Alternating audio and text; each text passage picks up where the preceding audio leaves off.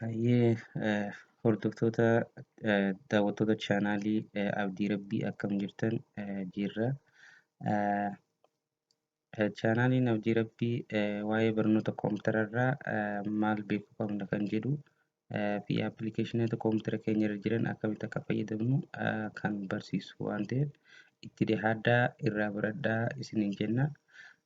Barnoonni keenya kan har'aan tana wanti inni irratti xiyyeeffatu akkamitti koompiyuutara keenya paaswoordii isaa jijjiiruu dandeenya. Takkaa'uu loogiin paaswoordii fakkeenyaaf jalqaba yeroo bannu kan ittiin banannu kana akkamitti jijjiiruu dandeenya kan jedhu jechuudha. Hordoftoota keenya paaswoordii koompiyuutara keenyaa jijjiiruudhaaf eessarraa akka eegallu kan waliin ilaallu ta'a nu hordofaa isiniin jenna.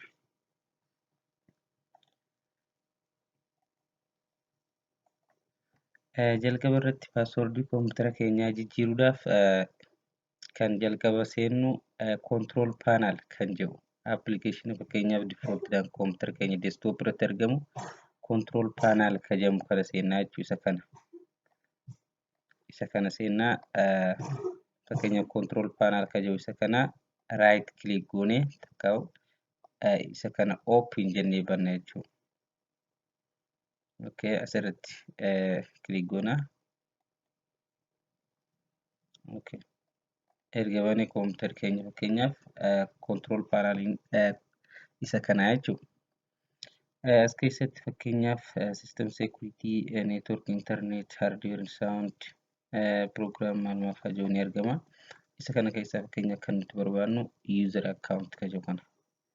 Maaliif paaswoordii koompiyuutara keenyaa jijjiiruu barbaadna waan ta'eef isa kana filannaa jechuudha. Isa kana asirraa change account type kan jedhu kana. Kana filannaa asirratti click goona. Erga click goone booda kan argannu isa kana local account administrator password protected kan jedhu kana. Fakkeenyaaf maqaan asirratti argamu kun alhamdulillah kan jedhu kun kan koompiyuutara keenya home page jalqaba yeroo bannu gubbarratti argannu isa kana jechuudha. Yeroo fakkeenyaaf koompiyuutara keenya press goonee bannu alhamdulillah kan jedhu kun maqaa gubbarratti argannu jechuudha. Isa kana fakkeenyaaf asiin jijjiiruu dandeenya. Paaswoordiis tahee neemii fakkeenyaaf koompiyuutara keenya home page isaa jalqaba irratti kan argamu hunda jijjiiruudhaaf isa kana asirratti click goona jechuudha. Isa kana ni banna.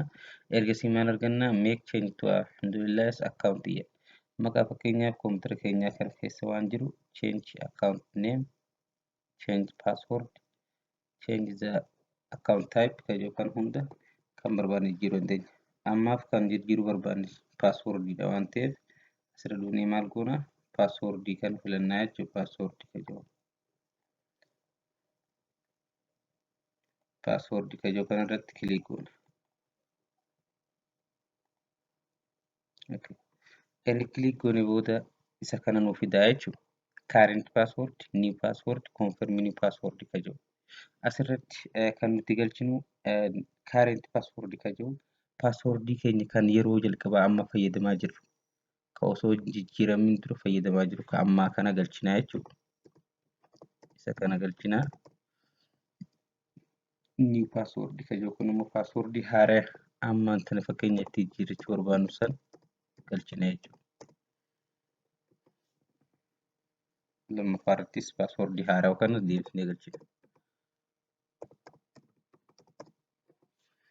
Okay, erga galchine booda maal goona type hinti jaa kun hintii fakkeenyaaf galchuu dhiisuu dandeenya. Okay, isa booda maal jenna change jenna asirratti. Kana booda maal goona change bakka jiru kan dhufnee click goona iddoo kanatti jechuudha.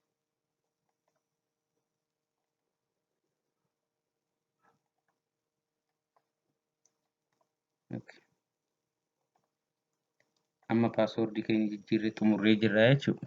Kana booda maal goona x jennee fakkeenyaaf koompiyuutara keenya log goonee deebisnee paaswoordii itti galchina haaraa sana.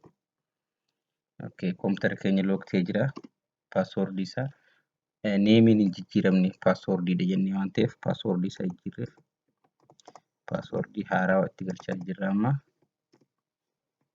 no paaswoordii haaraan nuuf banamee jira jechuudha. Hordoftoota keenya asirraa waan baay'ee bareedaa ta'e hubachuu dandeessu jedhee yaadna. Akkasumas barnoonni keenya karaa qofaa miti itti fufa waan ta'eef chaanaalii kana aad gootanii saabskiraayib gootanii akka hordoftan asumaan isin beeksifna. Baay'ee nu galatoomaa. Saabskiraayib, sheer, koomentii godhuu hin dagatinaa isiniin jenna chaanaala keenya. Galatoomaa.